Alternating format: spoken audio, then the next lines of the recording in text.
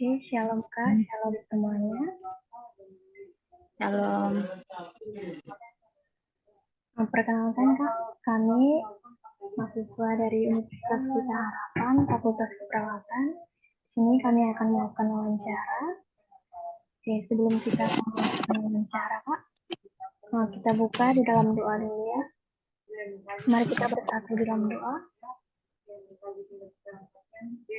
Allah Bapa kami yang berterima tinggi kerajaan surga, bersyukur buat siang hari ini Tuhan, Engkau masih memberkati kami kesempatan untuk dapat berkumpul di tempat ini untuk melakukan wawancara kami. Kiranya Tuhan yang memberkati dari awal pertengahan hingga akhir. Terima kasih Tuhan, amin. Sebelum itu kakak boleh memperkenalkan diri dulu. Kami belum kenal Kak. Perkenalkan, saya Dr. Michelle Giovanni Manuru. Saya bekerja sebagai dokter umum di Rumah Sakit Umum Daerah Kabupaten Rotendao di Rote, Nusa Tenggara. Oke Kak, ada teman kami yang bertanya, kami persilahkan. Jadi Kak, ini kita ada pertanyaan ini wawancara ini meminta Kakak untuk memberikan penjelasan dan contoh mengenai psikosomatis.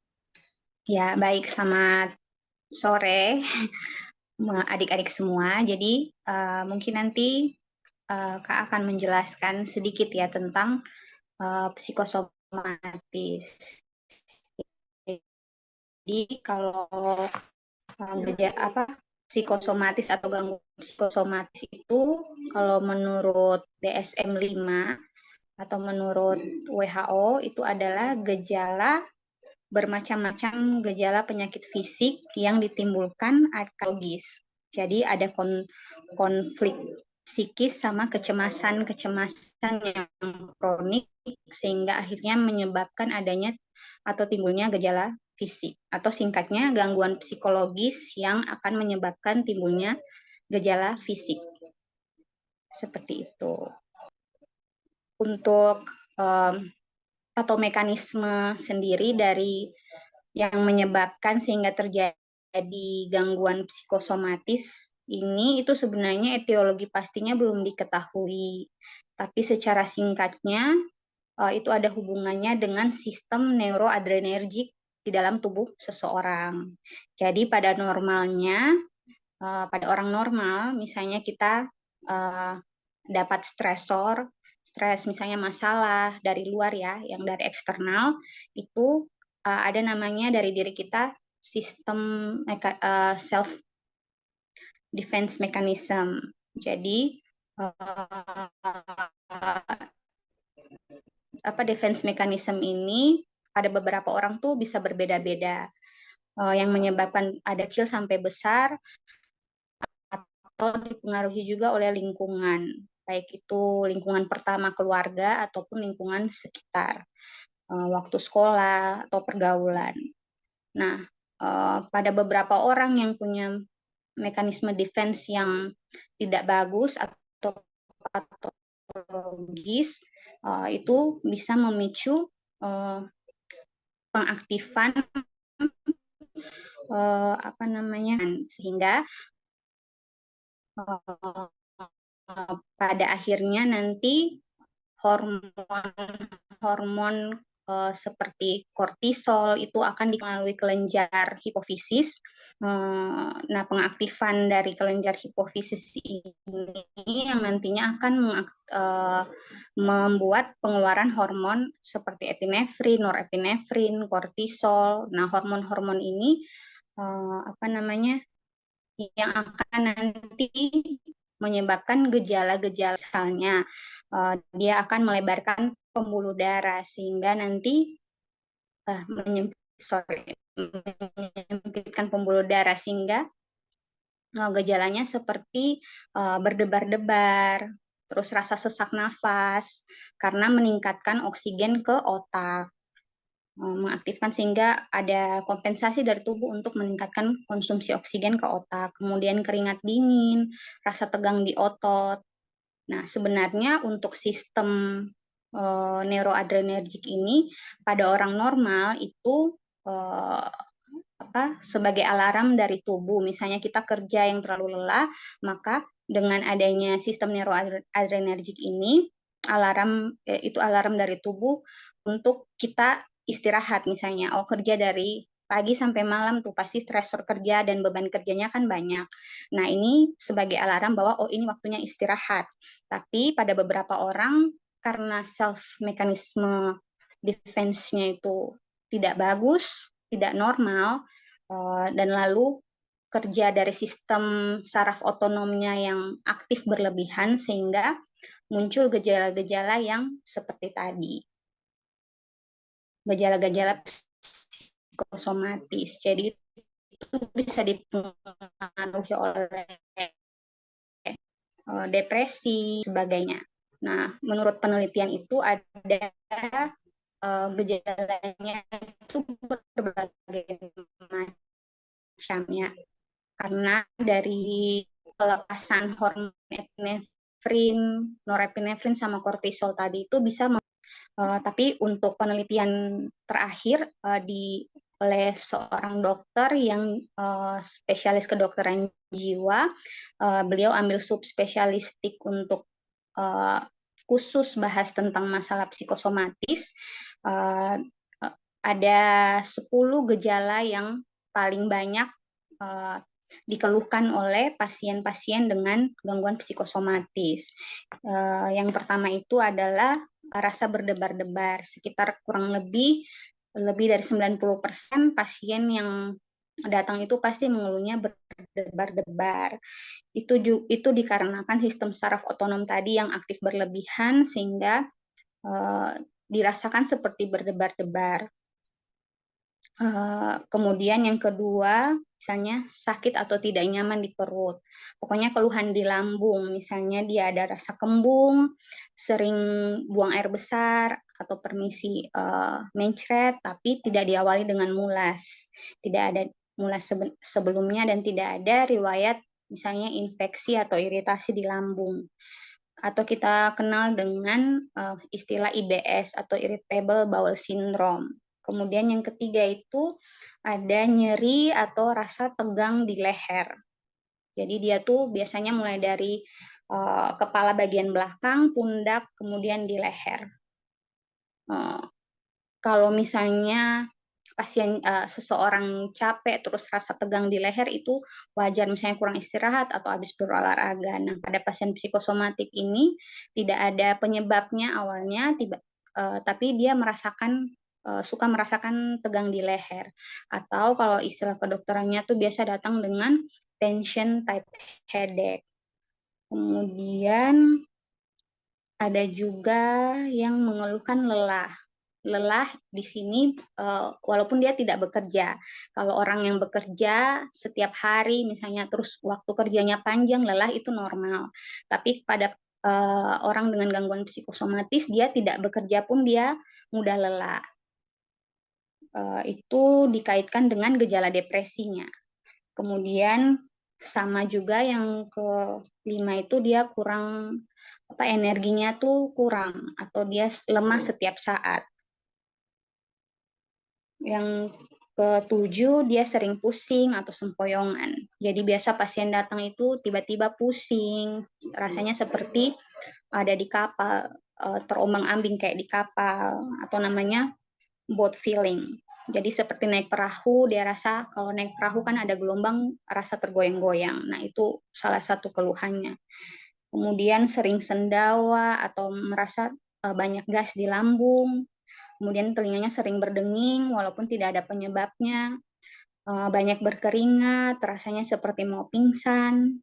Dan yang ke-10 itu gemetaran atau rasa seperti terguncang. Nah, jadi untuk kita pastikan dia nih gangguan psikosomatis atau tidak, kita harus singkirkan dulu penyebab fisiknya.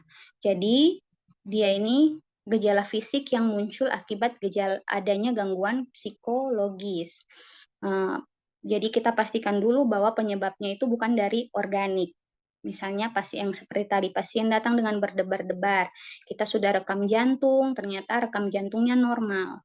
Cari pemeriksaan lab yang lain-lain, ternyata semuanya dalam batas normal. Nah, kalau semua pemeriksaan fisik penunjang dalam batas normal, tapi pasiennya sering datang dengan keluhan berdebar-debar yang tidak ada pemicunya, kemungkinan penyebabnya itu gangguan psikosomatis. Jadi kita harus singkirkan dulu, kalau sebagai dokter, kita harus singkirkan dulu penyebab fisiknya, gangguan organiknya. Kalau tidak ada gangguan organik, masih muncul gejala seperti yang tadi dijelaskan, bahwa kemungkinan besar itu adalah gangguan psikosomatik.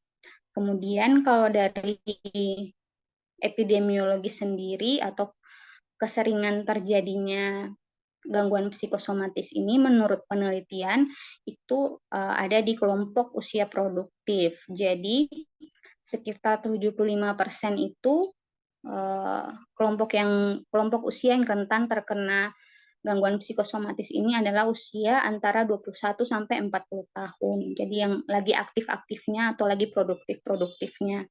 Kemudian biasanya kalau berdasarkan gender, biasanya perempuan lebih banyak dibandingkan laki-laki, sekitar 54%. Dan kalau untuk tata laksana sendiri, untuk gejala gangguan psikosomatis ini, kita lebih pada pendekatan perilaku. Jadi ada namanya biofeedback sama teknik relaksasi. Yang paling sering kita lakukan di IGD ya, kalau di rumah sakit, itu adalah teknik relaksasi. Jadi mengajarkan pasien, kan pasti kalau datang itu sudah dengan gejala terus makin cemas karena tidak tahu ini penyakit apa sebenarnya yang diderita, tambah memperparah lagi gejala fisiknya, gangguan psikosomatiknya. Jadi kita ajarkan teknik relaksasi, misalnya dengan cara menarik nafas selama 15-30 menit. Jadi tarik nafasnya tuh biasanya kita ajarkan ada tekniknya tuh 24 atau 36. Jadi menarik nafas lewat hidung selama 2 detik, kemudian keluarkan perlahan lewat mulut selama 4 detik. Atau pada beberapa sumber bisa dilakukan teknik 36. Jadi lebih lambat, dia tarik nafas yang dalam selama 3 detik, kemudian dikeluarkan lewat mulut selama 6 detik. Nah, teknik relaksasi ini juga membantu untuk mengatur denyut jantung kita agar apa yang tadinya berdebar-debar bisa lebih teratur dan denyutnya lebih normal. Seperti itu. Kemudian biofeedback itu kita biasanya dibicarakan atau ditanyakan kepada pasiennya, tapi itu biasanya dengan bagian dokter spesialis kedokteran jiwa atau dengan psikiater ya. Biofeedback itu misalnya kita tanyakan dulu apa nih yang biasa picu dia untuk timbul gejala gangguan psikosomatis, kemudian kita misalnya perhadapkan dengan kondisi seperti itu, kemudian kita coba cari solusi. Misalnya kalau misalnya dia ada stres seperti itu, harusnya dialihkan misalnya dengan kegiatan-kegiatan lain yang bisa agar orang tersebut tidak selalu memikirkan stresornya, jadi tidak muncul gangguan psikosomatis. Terus untuk pencegahannya biasa kita sarankan untuk berolahraga. Jadi olahraga yang sifatnya kardio, misalnya bersepeda, berenang, itu juga tujuannya sama seperti teknik relaksasi, adalah untuk mengatur denyut jantungnya biar normal, sehingga pasien lebih rileks, tidak gampang kena pada saat stresor datang, tidak gampang saraf otonominya. Kalau terapi untuk obat-obat, cara terapi perilaku, terapi relaksasi tadi, misalnya tidak berhasil pada pasien yang mungkin depresi atau cemas yang menyeluruh, Nah, itu baru kita kasih pertimbangan untuk kasih terapi atau obat-obatan. Seperti itu mungkin sedikit tentang gangguan psikosomatis yang bisa saya bagikan ke teman-teman. Baik, Kak. Teman yang lain ada yang ingin bertanya? Oke, sepertinya tidak ada lagi pertanyaan dari teman-teman yang lain, Kak. Nah, sebelum itu, kita tutup dengan doa penutup ya, Kak. Yang dibawakan oleh teman saya. Oke, baik, sebelum kita menutup kegiatan kita hari ini, mari kita satu hati dalam doa. Mari kita berdoa. Bapa kami yang di surga, Bapa yang Maha Mudah dan Maha Kasih, terima kasih ya Tuhan untuk kesempatan hari ini kami boleh bersama-sama berkumpul bersama Dr. Michelle untuk membagi sedikit pengalamannya ya Tuhan. Terima kasih untuk apa yang telah dibagikan kepada kami. Kiranya apa yang dibagikan bisa menambah wawasan kami sebagai seorang mahasiswa ya Tuhan. Kami juga mau berdoa untuk Dr. Michelle dalam setiap kegiatannya. Tuhan, kiranya Engkau memberkatinya sebagai seorang dokter. Kiranya hamba-Mu bisa melayani dengan segenap hati. Terima kasih ya Tuhan. Inilah doa, ini sembahyang kami. Hanya di dalam nama-Mu kami berdoa. Haleluya. Amin. Oke. Ya, terima kasih. Banyak, Kak. Terima kasih, Kak. Ya, Terima kasih banyak. ya.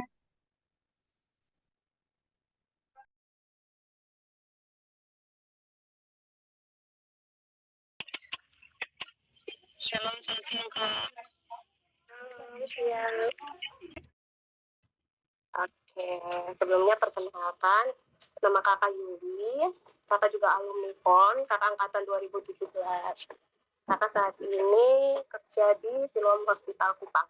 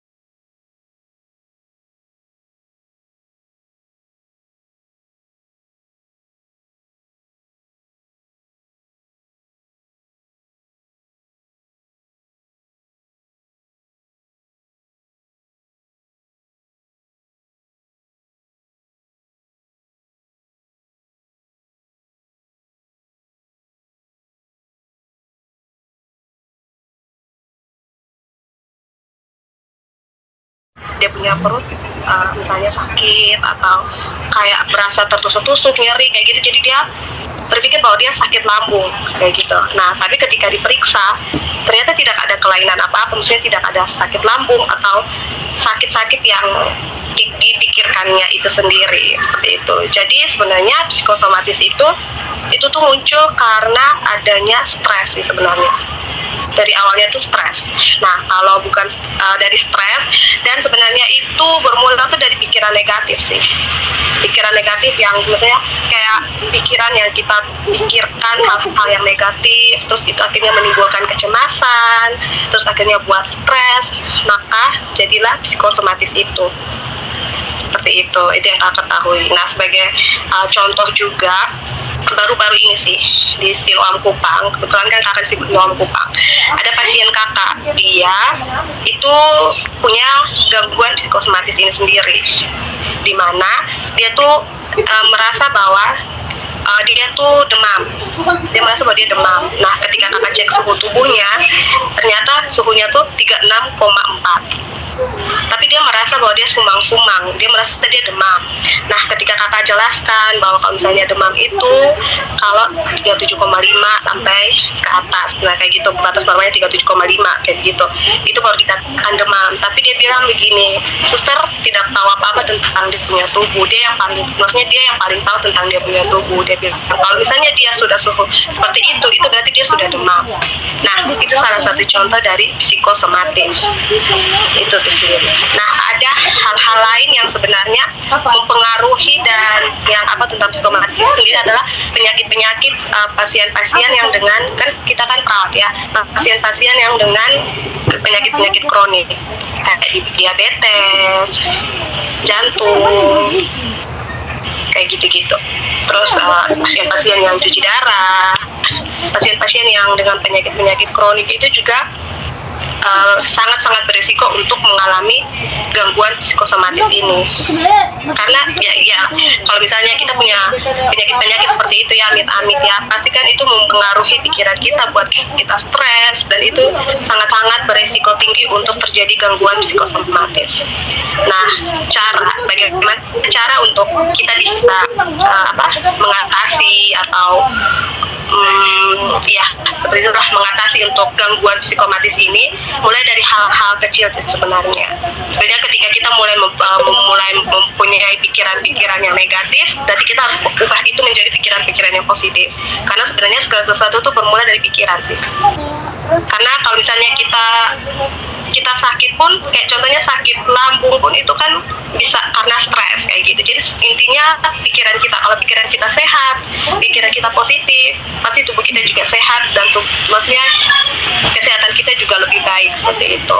Jadi kalau misalnya kita ketemu, maksudnya di dunia nyata, nanti kalau misalnya adik-adik ketemu sama pasien-pasien, kalau praktek, dan ketika sudah bekerja ketemu dengan pasien-pasien yang seperti ini, memiliki gangguan psikosomatis ini, maka apa yang harus kalian edukasi, apa yang harus kalian berikan buat pasien adalah dengan hal-hal sederhana.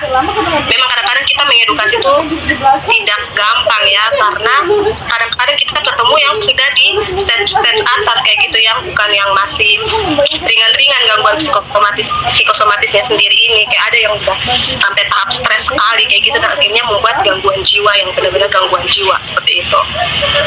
Nah, jadi bisa bermula dari kita edukasi untuk mereka dengan, kalau misalnya untuk secara psikis sendiri, berpikir untuk positif, jangan berpikir negatif, berikan semangat buat kita punya pasien-pasien. Terus juga dengan kalau kita edukasi untuk pasien untuk pola hidup sehat, rajin olahraga, karena dengan olahraga juga bisa membuang pikiran-pikiran yang tidak seperti itu. Terus kayak kalau untuk orang-orang terdekat kita, contohnya teman-teman kita sendiri, apalagi kalau siapa sih yang nggak tahu phone ya, phone itu pasti punya tekanan-tekanan sendiri, maksudnya bukan tekanan yang bagaimana, tapi dalam hal belajar.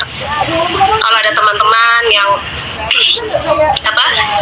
mulai ini, tolong coba dekat dengan dia, tanya apa punya kendala atau apa, saling cerita, jangan kasih tinggal teman itu sendiri, atau kayak kalian juga kalau ada masalah, kalau misalnya masalah itu nggak bisa diatasi sendiri, coba untuk berbagi, jangan disimpan sendiri, karena dari hal-hal itu sebenarnya bisa memicu timbulnya gangguan psikosomatis. Itu tahap-tahap awal seperti itu. Terus itu sih pola hidup, jangan berpikir yang mencoba untuk berpikir positif, terus pola hidup sehat, rajin olahraga, seperti itu sih. Kalau memang yang sudah terlanjur ya, sudah sampai kayak yang parah atau yang tingkat kronik lah kayak gitu ya, coba untuk mengatur pola hidup sih, dan tetap berikan semangat sih untuk orang-orang tersebut, apalagi pasien-pasien. Jadi kalau misalnya adik-adik suatu saat nanti kalau misalnya turun ke lapangan nih, terus ketemu ada pasien yang kayak yang kakak bagikan tadi, cerita kakak yang soal pasien kakak contohnya kayak gitu, bukannya kita malah kita ngotot kayak enggak ibu ini enggak ini harusnya enggak ibu itu enggak, malahan kita yang ngotot untuk kayak enggak ibu ini masih normal kok ibu, suhunya masih normal gini soalnya gitu. Enggak boleh seperti itu, tapi kita bagaimana cara kita mengedukasi dengan baik, mencoba untuk menerima juga, oh mungkin ibu merasa seperti itu, tapi begini, coba kita menjelaskan yang lebih rasional, bukan berarti kita menolak apa yang dia katakan, karena memang yang tahu tentang diri kita itu adalah diri kita sendiri, tapi bagaimana kita menerima itu, memberikan masukan, memberikan sesuatu yang kepada pasien itu yang bisa diterima juga sama dia. Jadi jangan langsung ya kayak gitu, tapi langsung kayak memberikan sesuatu yang lebih baik kayak gitu, supaya dia juga bisa menerima itu. Jadi itu sih, itu yang dari kakak. Baik, terima kasih banyak Kak untuk ilmu yang dibagikan. Kami hanya bisa mengucapkan terima kasih. Mungkin teman-teman ada yang mau tanya? Sepertinya sudah sangat padat dan jelas. Kami berharap supaya ilmu yang Kakak berikan kepada kami itu berguna untuk kami ke depannya dan juga Kakak. Oke, baik. Kita akan menutup wawancara. Untuk itu kepada teman yang bertugas untuk membawa dan menutup, saya persilakan. Sebelum kita mengakhiri akan wawancara hari ini, mari kita menghadapkan doa. Mari kita berdoa.